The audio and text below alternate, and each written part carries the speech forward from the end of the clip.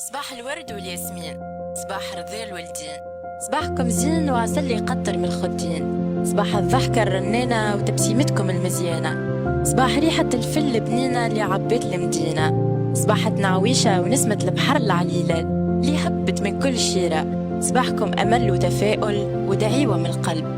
إن شاء الله نهاركم زين وأيامكم حلوين وتسمعوا منا كان كلمة خير. ان شاء الله نهاركم زين مستمعينا الكرام، ومازلنا متواصلين معاكم مع اخر فقراتنا، فقرة زوم على المجتمع. في فقرة زوم على المجتمع منورتنا في استوديو الروائية مدام عفاف قاسم، اللي نقول لها عسلامة مدام عفاف. عسلامة أسماء، عسلامة مدام سيدة، ومرحبا بكل مستمعينا في منارة FM. اني الحق معناتها باش نكتفي بسؤال، كانت نجم تعرفنا بروحك مدام عفاف؟ شكون مدام عفاف؟ عفاف قاسم، أستاذة تعليم ثانوي، مقري حاليا بإعدادية الزهرة بالمهدية. شرفوا. أصيلة الجم، ومنذ إن كان عمري سنة لأن موجودة بالمهدية، يعني درست تعليم الابتدائي والثانوي بالمهدية، حاليا مستقرة بالمهدية. أنا هذا نعرفه. مرحبا بك عفاف. هو كأستاذة تعليم ثانوي وما فوق الرتبة ما ذاك الكل، ما شاء الله عليك. نعرف هذا الكل. أما خليني نستدعيك وقل لك مرحبا بك، منورتنا في منارة. هو باكورة إنتاجك اللي هي شباك العناكب. شباك العناكب، هيك تقراها من الأول شباك العناكب، أما كي تحلها هكا فما الشكل، فما شكون قال لي أخي شباك العناكب، قلت له لا راه شباك. أنت ما هو عنوان هذا الرواية، ماذا تقصدين به؟ قبل كل شيء فما الصورة، أي فما عنكبوت، شباك العناكب. أي وقبل كل شيء اسمح لي مدام سيدة، صاحب الصورة الأستاذ سالم كدوسي، نشكره على الهدية القيمة، هذه الصورة الجميلة والمعبرة هذه اللي رواية شباك العناكب. هي أنا ظاهرة العنكبوت مدام السيدة موجودة على الإكران، معناها وفما أشخاص الداخل، نساء على ما أظن، نساء على ما أظن كديحات. شباك العناكب هذا العنوان هو مبني على الرمز، نقصد به أصحاب رؤوس الأموال النافذين في البلاد، وأيضا حتى بعض الأنظمة الحاكمة مثل النظام الرأسمالي ووليده الشرعي العولمة. إذن وهنا الشباك هنا هي جاءت في صيغة الجمع، وأيضا العناكب في صيغة الجمع. كلنا نعلم أن العناكب هي تنسج هذه الشباك ومن خلالها تصطاد فريستها. كلمة لوبيات اللي احنا تو نستعملها في حياتنا هكا ولا؟ نعم بالضبط، خلينا نبدأ ننسب الأمور. أي ولكن هناك يعني في البداية هي تحيل على الشر، ربما تبعث حتى الخوف في نفس القارئ، ولكن هناك نفس تفاؤلي في العنوان، باعتبار أن هذه الشباك لا يمكنها أن تصمد، هي مصيرها أن تتمزق. وكذلك بالنسبة إلى هؤلاء أو هذه اللوبيات، إذن سوف لن تصمد، وإنما مصيرها إلى الزوال والاندثار، والزمن كفيل بذلك. هي يقولوا أوهن البيوت وهي بيوت العنكبوت. نعم، هذا ما جاء في كتابه العزيز، إن أوهن البيوت لبيت العنكبوت. نعم، أنا هي شنو حتى كتوزرنا في حياتنا، فما خيوط أول ريح أول عامل هكا بها وستتمزق، هي باش تلقاها تنهار. نعم، هذا المقصود عندما قلت هناك نفس تفاؤلي في روايتي. معناها هو القصد من قصتك أنه رغم هاللوبيات وهالعولمة وهالرأسمالية لكن تنجم يوما ما تنهار. نعم، هذا هو. نعم، خليت نفهم. إذن تدور هذه الأحداث، متى تدور هذه الأحداث الكل معناها متصفة في كتابك؟ قبل الثورة وبعد الثورة. معناها الفاصل هو احنا 2011 2012 هكا ولا؟ قبل الثورة. قبل الثورة فما حتى 2006 تقريبا. يعني تحدثت هناك بعض الأحداث التي دارت في هذا الزمان وانتهت سنة 2017. أي معناها فما فترة من الزمن هي تعيشها تونس. أنت تونس أم العالم بصفة عامة تقصد؟ حوالي 10 سنين ايه تونس. لا حتى أكثر. حتى أكثر. لا أكثر. حتى 2006 2017 تقريبا من 2006. ولكن هناك تقنية الاسترجاع تعتمدها الساردة يعني عودة إلى الوراء. فهمتك. لذلك قلت يعني قبل الثورة. هي معناها في الأحداث حتى من الزعيم بورقيبة معناها ذكرتيه. نعم. لذلك هي بالأحداث باش توقعها حتى في الثمانينات معناها واضح هكا ولا؟ نعم. هناك قلت هناك معناها اعتماد للاسترجاع وهناك عودة إلى زمننا الماضي. معناها تو أنت ستصفين لنا الإطار الزماني والمكاني لهذه الرواية. الإطار الزماني ذكرناه قلنا قبل الثورة. نعم. الإطار المكاني سيد علي بن عون وأيضا تونس العاصمة. سيد علي بن عون هي معتمديات سيدي بوزيد. اي معناها علاش بالضبط سيد علي بن عون؟ سيد علي بن عون هناك أسباب ذاتية وهناك أسباب موضوعية الحقيقة. نبدأ بالأسباب الذاتية. الأسباب الذاتية سيد علي بن عون عزيزة على قلبي ودرست فيها. يعني الانطلاقة كانت من سيد علي بن عون. يعني هناك حنين تبع سيدي بوزيد على ما أظن. نعم. هي معتمدية من معتمديات سيدي بوزيد. الشرارة الأولى للثورة. أيوة. نعم. ربطتها معنا سيد علي بن عون سيدي بوزيد. ثم بالنسبة إلى الأسباب الموضوعية تحدثت عن العمل الفلاحي وكلنا نعلم أن العمل الفلاحي تحديدا في سيدي بوزيد والقيروان وحتى صفاقس يعني الأقرب إلي أن أتحدث عنها المكان الذي عاهدته المكان الذي ألفته المكان الذي عشت فيه. نعم هو أقرب إلي إلى الوصف هذا من ناحية. ثم سيدي علي بن عون هو اسم هذه المدينة وهو اسم الولي الصالح يعني. نعم هو ولي صالح عرف بعلمه وبغزارة علمه وبكراماته وله ضريح ما زال قائما إلى حد اليوم وله موقع في نفوس أهالي سيدي علي بن عون. وما لمسته من خلال تجربتي في التدريس حتى تلامذتي له موقع في نفوسهم والشخصيات هنا تستمد إحساسها بالكبرياء وترفض الظلم والضيم من خلال هذا الموروث الذي استقر في نفسيتها. لذلك فإن الأحداث تخطو إلى الأمام من خلال هذا الإحساس الذي يفعم صدور بعض الشخصيات لا سيما البطلة ميادة وحتى حياة في الرواية. هما أبرز الشخصيات أني كيف ورقت الكتاب حتى ما قرأتش الكل هو نساء. أي فما ميادة فما مسرة فما وفاة فما حياة اللهم فما شخرين اللي طلع معناها أنت كيف تبسط قضية المرأة أكثر منه قضايا أخرى. نعم هناك جملة من القضايا التي سلطت عليها الضوء ومن أبرزها قضية المرأة.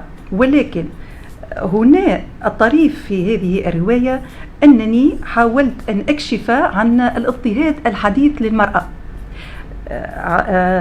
حسب رأيي أو على الأقل ما قد طالعته. هناك تركيز على المرأة كجسد ولكن هناك قضايا جديدة نعيشها مثل يعني العولمة وتأثيرها على المرأة. العولمة التي أصبحت تنمط المرأة وتخلق من خلالها نموذجا وتسعى بقية الفتيات أو النسوة إلى الاحتذاء نعم والاقتداء بها والنسج على منوالها. هذا من ناحية. أيضا سلطت الضوء على المرأة العاملة. صحيح نحن قد لنا السبق في مجال حقوق المرأة ولكن هذه الأحوال الشخصية حقوق المرأة معناها بالنسبه معناها لنا سبق في قبل حتى جمله من التشريعات. جمله التشريعات نعم. في البلدان العربيه معناها تونس تسمى سباقه معناها. نعم وهذا نفخر به. ولكن هنا بالنسبه الى خروج المراه الى سوق الشغل اوجد لها تحديات جديده، معاناه داخل البيت. إذا شؤون البيت نعم ملقى على كاهلها، هي تعمل خارج البيت وداخله، سواء كانت هي حتى معناها إذا كان سواء كانت موظفة أو معناها عاملة، معناها هذيك مش ناخذوا الاثنين، إذا كان موظفة زادة نفس الشيء أني باش في نفس الوقت نعم. باش تعمل في الإطار متاعها، سواء عاملة مثلا حتى في الفلاح. نعم هذا ما توصلت إليه البطلة ميادة في آخر الرواية. لا توجد فروقات بين العاملة بالقطاع الفلاحي وبين الأستاذة مثلا، باعتبار هذا الكدح وهذه المعاناة المستمرة داخل البيت وخارجه وانعكاساتها السلبية على الأبناء. لا تجد وقتا كافيا. أي نعم. أنا دائما أقول أن مثلا الأستاذة المعلمة اللي في الإطار التربوي تجد نوع ما من التوقيت لأبنائها، أما مثلا الموظفات اللي يعني 8 ساعات في نعم. في اليوم، والفلاحة 8 ساعات في البستان أكثر حتى في أكثر. وظروف معناها خاصة الظروف متاع العاملات. نعم الرواية قد سلطت الضوء على هذه الظروف، هي ظروف مزرية وتغيب عنها الحقوق. لذلك الرواية يعني تدعو بشكل ضمني إلى الالتفات وتسليط الضوء على هذه الشريحة المهضومة الحقوق. والله كم يحز في نفسي عندما أمر مثلا حتى في الكورنيش باش نحكيوها في الحاضر ونلقى كنسية، خلينا نتكلم هكا مش بالعربية فرصة أي فرصة نلقى كنسية تكنس ولا مهبطهم كميون الكل وبعد يمشيوا يكنسوا لي. والله معناها المرأة التونسية ليس هذا مكانها يكون أرقى. المرأة التونسية هي فخر لتونس، يعني قدت من صبر، هي تناضل، هي تكافح دون هوادة، وهي تبني هذا الوطن بعرقها بتعبها بشقائها. هذا معناه أنت تو ركزنا هنا تو حكينا على قضايا المرأة، هل هنالك قضايا أخرى وقع طرحها في من خلال هذه الرواية؟ نعم هناك جملة من القضايا أبرزها العولمة وما أدراك من العولمة. هي قضية حارقة. هناك هذا الانبتات، ضرب للهوية. أيضا هناك بعض اللوبيات التي تستفحل في البلاد وتستغل الكادحين. أيضا هناك الإنهاك للمرأة وإيهامها حتى بالمساواة. يعني البعض ربما سيناقشني هنا، صحيح يعني المرأة هناك في الحقوق يعني هناك مساواة، ولكن اسمحي لي أن أقول أن المرأة تبقى مرأة والرجل يبقى رجل، يعني هما يكملان بعضهما. نعم لا يمكن للمرأة أن تكون رجلا ولا يمكن للرجل أن يكون امرأة. ربما في العمل نعم كأستاذة كمعلمة هي نفس العمل نخدمه. نعم ولكن في البيت مثلا في تربية الأبناء، وهناك الأبناء معناها هناك حاجات نفسية وحاجات مادية يعني للأم تختلف عن مهام الأب، ولكن بالنسبة إلى العولمة قد أوهمت بالمساواة. لا هناك مساواة وأنهكتها وأنهكت المرأة، مثل ما كنا نتحدث هنا عن كيف أن المرأة في الداخل والخارج، يعني هناك سباق محموم، وهناك هذا كله على حساب جسدها، على حساب راحتها حتى النفسية. هي في بعض الأحيان العولمة أوهمت المرأة والمرأة تقبلت ذلك، أوهمتها. نعم صدقت المرأة أنها مساوية مع الرجل رغم الأعباء معناه في المنزل، لكن تقول لك المرأة راني كيف هنخدم كيف هي انت كتروح للدار عزيزتي راك انت مش طيبوتك ونسكوا لك. هناك من النساء ساعات يعديهم حتى في برنامج هكا تقول لك كيفاش راجل يغسل الماعون، كيفاش راجل ينظف، لا مستحيل هذاك راجل. اما انت علاش تخرج تخدم مالك اذا كان باش نخليوه هكا. هنا يعني هناك بعض الحلول التي تحدثت في شأنها بعض الشخصيات، وعندما نقول بعض الحلول هي ليست يعني حلا سحريا، وإنما هناك دعوة ضمنية للقارئ لأن يعمل العقل ويفكر إذا ما هو الحل، لأن المرأة لا يمكنها أن تعود إلى الوراء، أن تلازم البيت فقط. لا لا لا. يعني هذا مكسب نتشبث به. لا ما عادش باش نرجع. نعم، ولكن لابد من حل، يعني هذا الانهاك وهذه التداعيات على الأسرة لابد أن نجد. نعم لابد أن نجد حلولا. هو نعطي حل هكا مثلا من عندي يعني هكا بسالش هو التفاهم، معناها إذا كان نوزعوا الأعباء راهي ما توليش المرأة منهكة أكثر من اللازم. باهي الزوج يعمل والزوجة تعمل، كي نروحوا شو الزوج يتمد يتفرج على التلفزيون والمرأة معه والصابون والأبناء أيضا والأبناء باش يتقاسموا الأعباء. يتقاسم الأعباء هو اللي يخلي ثم حل. إذا هنا سمح لي مدام سيدة، هناك موروث قد استقر في مخيال كل من المرأة والرجل، وقد كشفته الرواية. يعني المرأة تتحدث عن المساواة، عن ضرورة هذا التشارك داخل الأسرة، ولكن في النهاية عندما تربي البنت والابن هناك تضارب، ما قد ورثته تكرسه في التربية، وهذا الفخ الذي تسقط فيه. المرأة المسكينة ثريا، السيدة ثريا نجدها قد وقعت في هذا المأزق في الرواية. معناها عندنا موروث شددنا هكا، عاول ما تجبد فينا من هكا. نعم، ما هو الحل؟ الزمن كفيل بذلك حسب رأيي. كفنا بالزمن. ذكرتي على صفحتك على الفيسبوك مدام عفاف هذا القول: شباك العناكب رواية نسجت من الجمال لتؤسس للجمال، وأنت جميلة وأحلى جمال. شكرا لك، شكرا، هذا من حسن ذوقك. هي قد نسجت أو قدت من جمال باعتبار العبارة التي سعيت إلى انتقائها. مثل ما تلاحظين منذ حين قد حدثتني عن الكلمة التي قد كرست أو وجدت هنا، هي متينة، لغة متينة أدبية كتبت بها. هناك إنشائية المكتوب هذا. أيضا هناك حضور للرمز، على سبيل المثال هناك النافذة قد تكررت في الرواية عدة مرات. هناك مثلا شخصية حياة، النافذة لا تستطيع أن تفتحها واكتفت بذلك. هذا حل الحل، وهذا يرمز إلى حياتها، هي حياة رتيبة مثلما انطلقت حتى الممات، بقيت على حالها. ولكن بالنسبة إلى ميادة إذن أصرت على الفتح، وهذا يرمز إلى الحياة الجديدة التي ستنتظرها فيما بعد. مثلا هناك نعيب الغراب، وهذا يرمز إلى المصير أيضا الذي يترقبها فيما بعد. أيضا هناك الحكم، هناك بعض الأمثال التي وظفتها في الرواية. أيضا هناك حضور لبعض الأسطر الشعرية، يعني مزج بين النثر والشعر.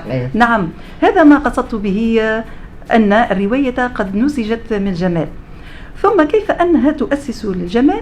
باعتبار أنني قد طرحت جملة من القضايا، وهناك دعوة ضمنية للقارئ بأن يعمل العقل وأن يتأمل وأن يفكر حتى يؤسس لواقع أجمل ويتجاوز هذه التناقضات وهذه القضايا الحارقة التي تنغص حياته.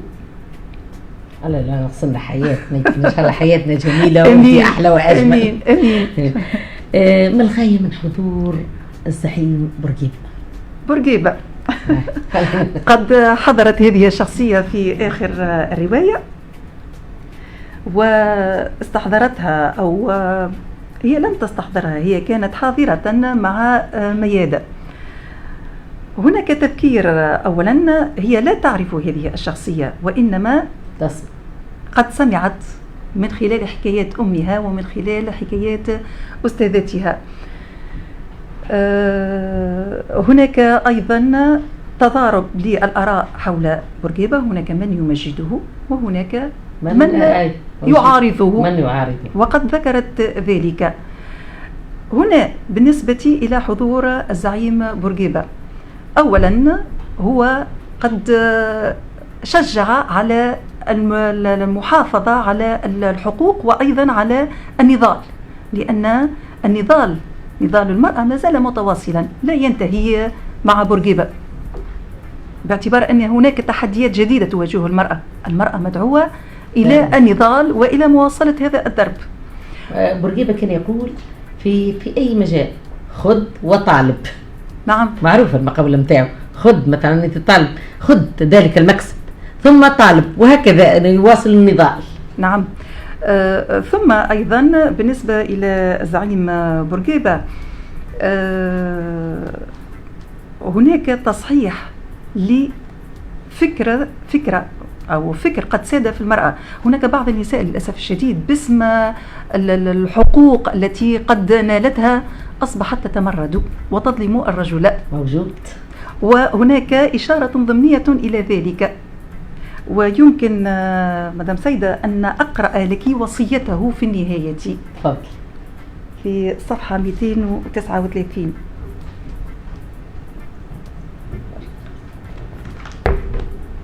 يقول مخاطبا ميادة: وصيتي لك يا صبية ولكل حرة أبية، ألا تنتظري زعيما، بل كوني أنت الزعيمة، وخوضي معركتك بنفسك لنحت الكيان والمصير، ودفع كل أشكال القهر والتنكيل، والتعليم إعمال العقل وتحكيم الضمير. لا تعادي خلك المخلص الأمين، فالحياة من دونكما لا تحلو ولا تستقيم. يعني هذه الوصية هو هذا الخل المخلص الأمين، وهو الرجل بالطبيعة. هي نعم، هو يوصيها بأن تحسن معاملته. هو لا يمكن أن تستقيم الحياة رجل وحده أو امرأة وحده. نعم، وما يتكاملان، وربي يفضلهم الكل كاي. نرجع هكا. شكرا مدام عفاف. الرواية مدام عفاف. شكرا. دعوة إلى مطالعة القصة، هو رواية رواية راهو بعدنا برشا على المطالعة، والعديد من الكتب تقع فيهم ثروة. نعم. لكن هل فيسبوك الواحد هناك أقلام فذة يعني تونسية، خاصة تونسية عنا. نعم، هي جديرة بأن نقرأها وأن نخصص لها الوقت والاهتمام. ولكم في ذلك رواية الأستاذ عفاف قاسم، شباك العناكب. وشكرا. شكرا مدام سيدة، شكرا أسماء على هذه المرافقة الصباحية. ونودعكم أحبتي بأحلى الكلام، على أمل اللقاء بكم، ودمتم سالمين. الله يديم في حياتنا الناس الحلوة اللي بتحاول تسعدنا وتفرحنا بكلامها وأفعالها، اللي نواياها طيبة وتتمنى للخير من كل القريب والبعيد. مع تحيات سيدتي. شكرا لك مدام السيدة، الحق معناها يعطيك الصحة في كل الإهداءات الصباحية والاستفتاح والختام. شكرا لك مدام عفاف قاسم، الروائية بامتياز، ودعوة لكل المستمعين لمطالعة هذه الرواية. شكرا لك كمال، وشكرا لكل مستمعينا الكرام. هيك نكونوا وصلنا لنهاية حصتنا من برنامجكم نهاركم زين. ملتقانا إن شاء الله الأسبوع القادم في نفس الوقت. ما بقى نقول لكم كان إلى اللقاء. صوت الموجة.